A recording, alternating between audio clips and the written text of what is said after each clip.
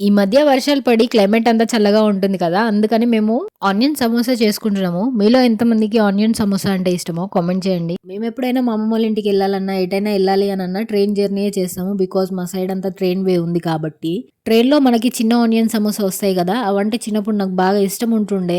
చాలా ఎప్పుడొస్తాయా అని చెప్పి వెయిట్ చేసేదాన్ని నేను. బట్ ఇప్పుడు మాత్రం ట్రైన్‌లో ఆనియన్ సమోసా వస్తే అరే! ఇవెందుకొచ్చాయి? నన్ను టెంప్ట్ చేస్తున్నాయి అన్నట్టు ఫీల్ అవుతాను. ఎందుకంటే ఒకసారి నేను తీసుకున్నప్పుడు ఖరాబ్ ఆనియన్ సమోసా వచ్చినాయి నాకు. అప్పటినుంచి ఇప్పటి వరకు నేనెప్పుడు ఆనియన్ సమోసా మళ్ళీ ట్రైన్‌లో ట్రై చేయలేదు. మళ్ళీ ఆనియన్ సమోసా అని చెప్తారు కానీ లోపల అంతా స్టఫ్ ఆనియన్ ఉండదు. రైస్‌కి రిలేటెడ్ అంతా ఉంటుంది. మీలో ఎంతమంది సమోసా ట్రైన్‌లో తిన్నారు? నాలాగా ఎంతమంది ఎక్స్‌పీరియన్స్ చేసున్నారో కామెంట్ చేయండి.